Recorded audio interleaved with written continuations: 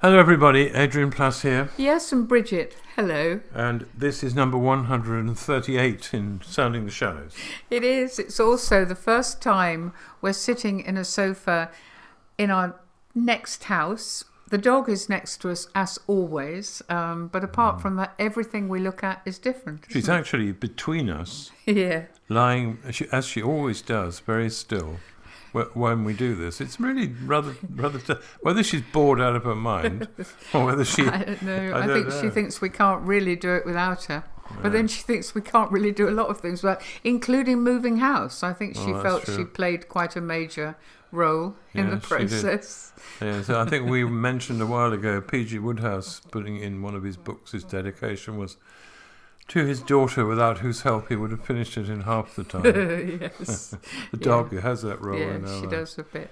Yeah. Anyway, so we did move, and we have moved, and we are sitting in the sitting room in our the house that we've bought. Here we aren't are. we? Yeah. And I mean, having shared moving to stories with other people, I know that, well, I haven't come across anybody who said, oh, really? Oh, we just put a few things together and everything clicked into place and we just calmly moved.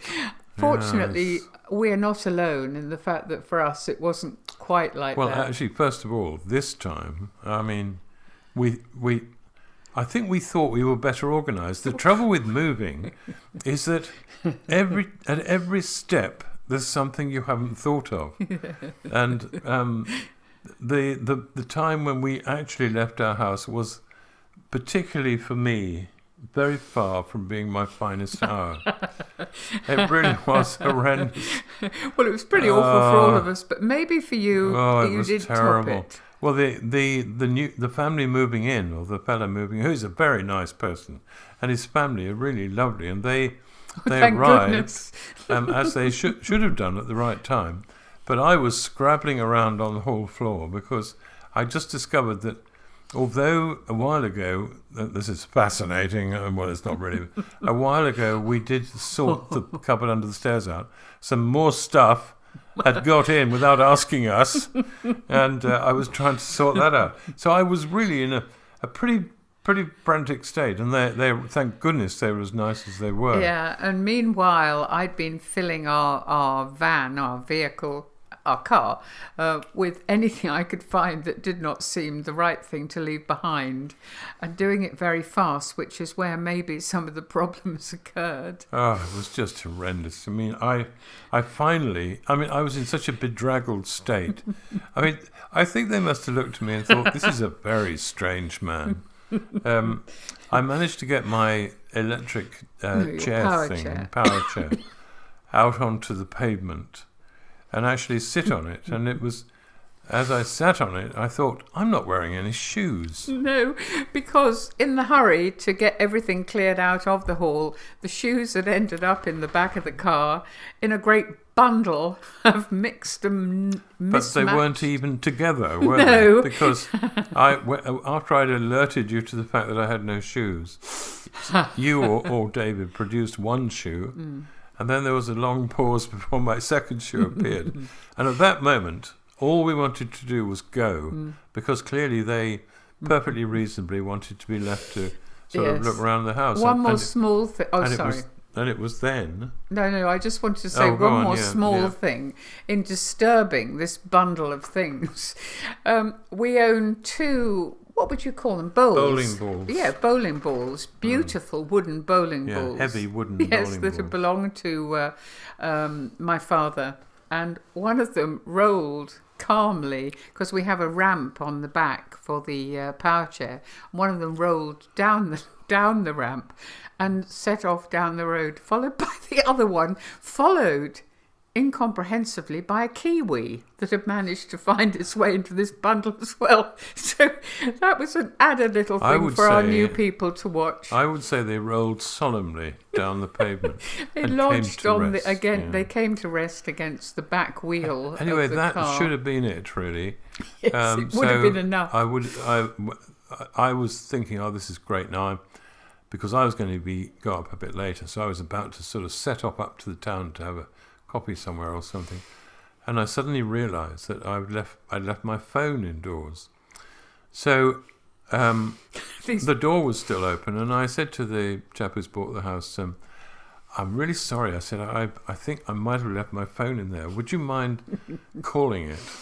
So he and I think Bridget and my son, and others, were all over the house listening for this thing as he phoned my number, which he already had. And I was thinking, oh, this is terrible.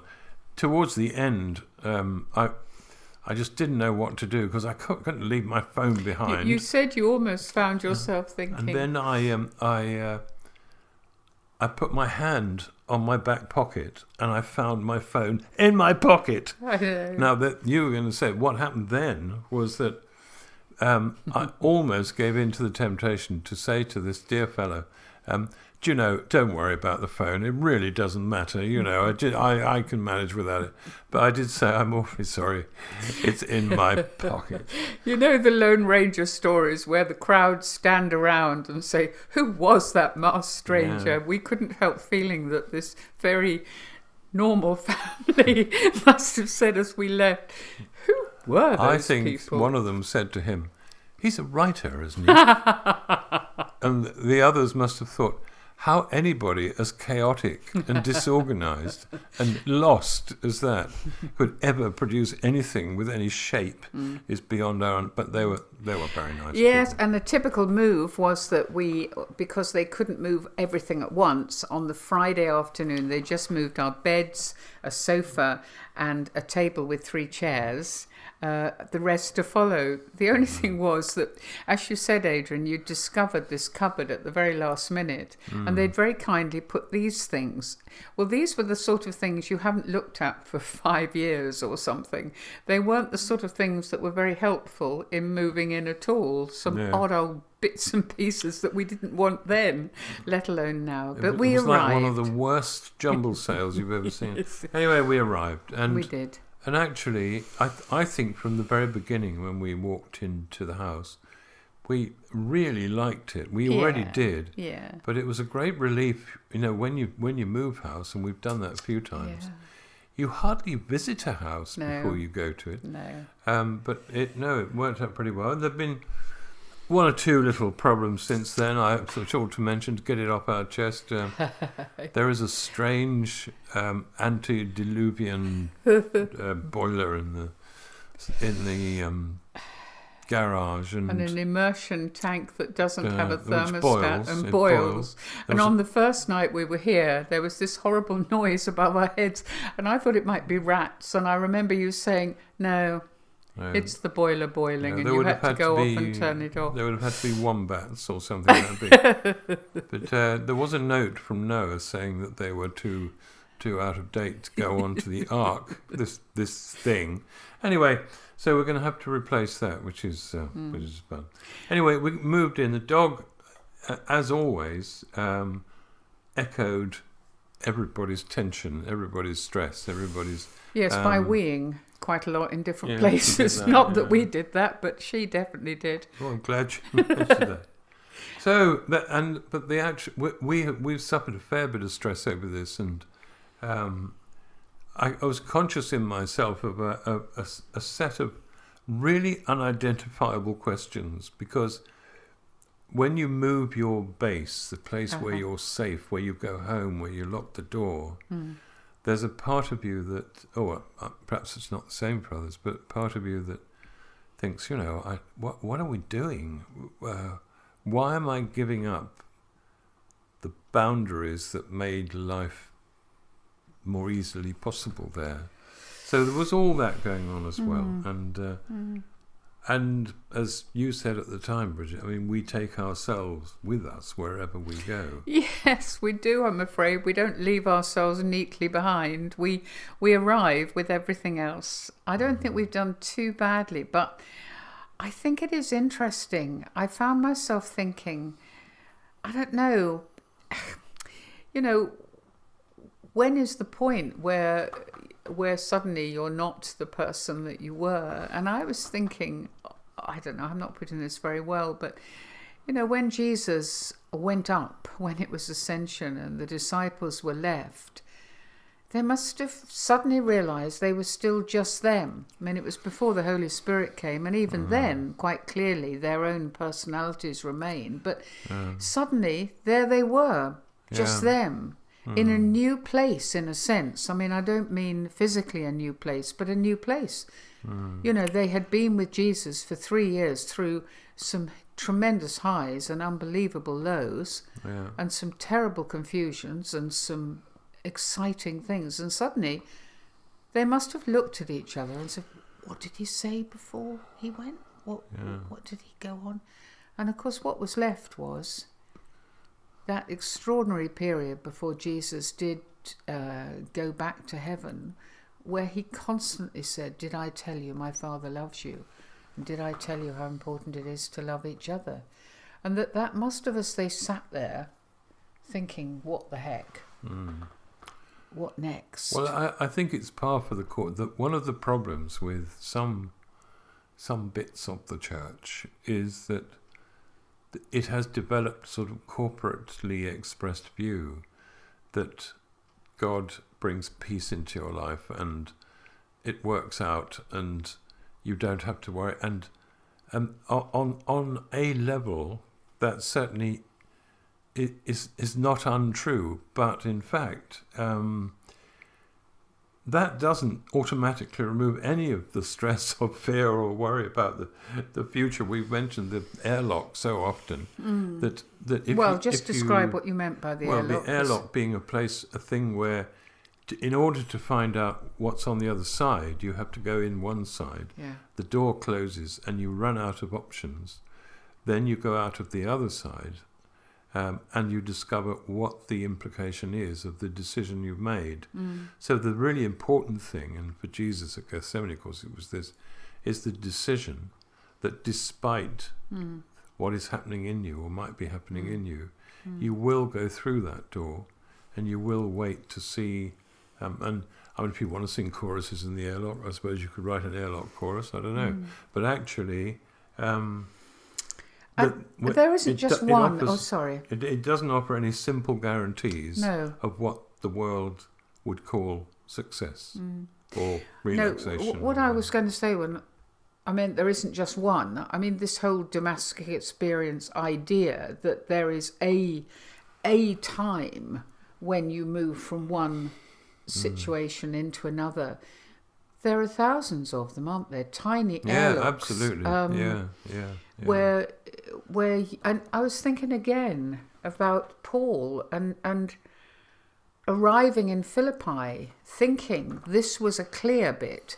He got a bit of clear guidance. So when he landed, it would be clear at last. Yeah. You know, he was in the right place. And I was talking to somebody just today, how do you know whether you're in the right place or going to the right place? Well, Paul was in the right place. Yeah. No church. Right. Nothing. Yeah. Well, how could it be the right place? You're quite right. It's a brilliant example because he goes and does the thing he has to do, emerges from it, and there is a situation which doesn't seem to make any sense at all in connection with what the reason why he's there. And in the end... It takes us back to the question we've asked many times, which is what kind of safety do you want?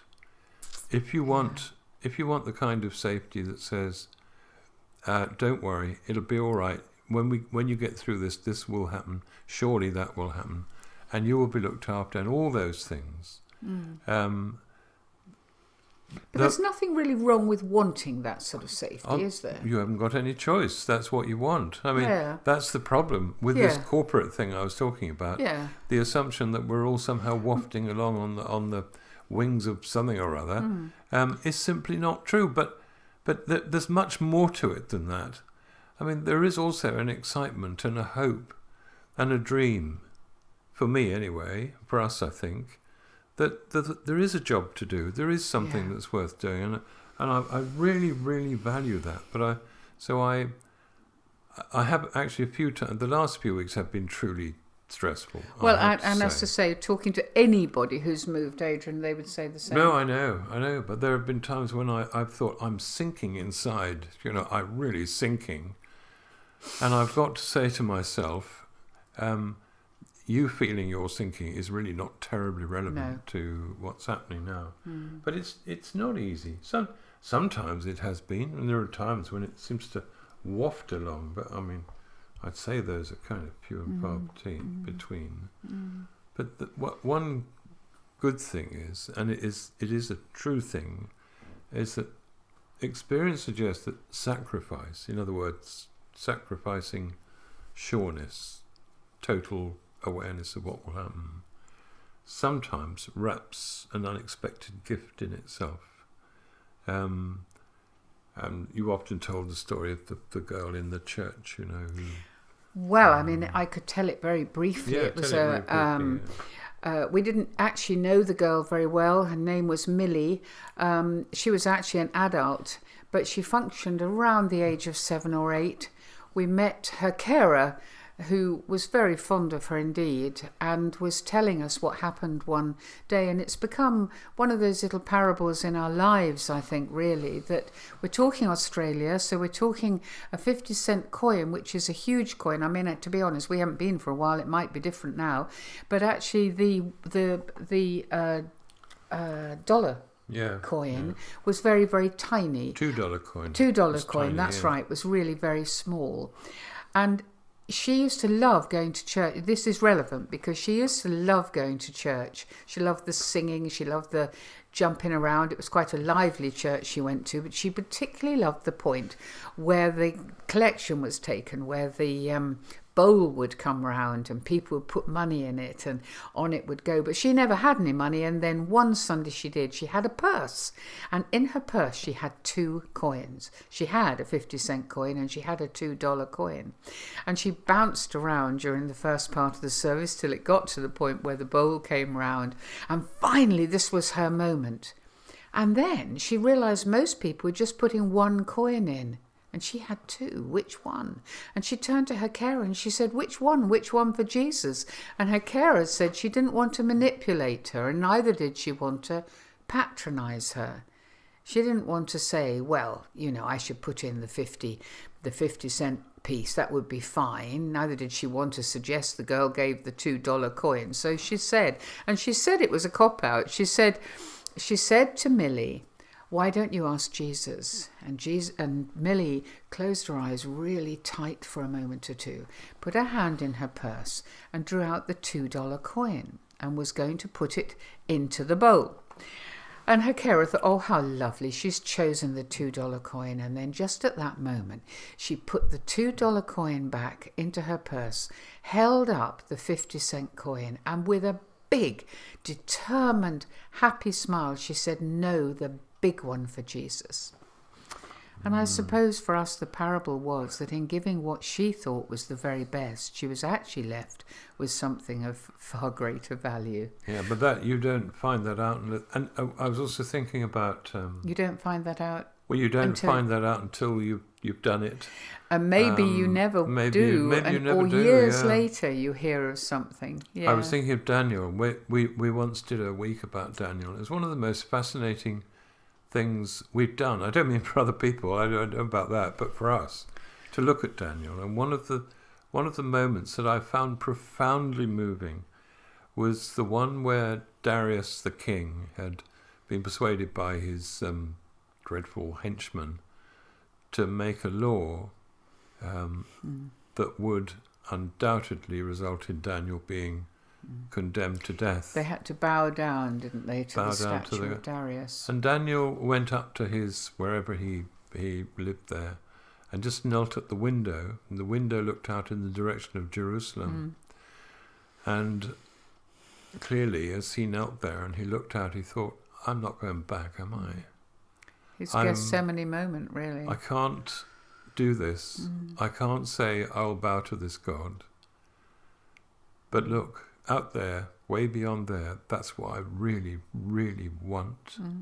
But I'm not going to get it. And then, as we all know, and as all children know, he then was thrown into the lion's den, and an angel closed the lion's mouth, and all that.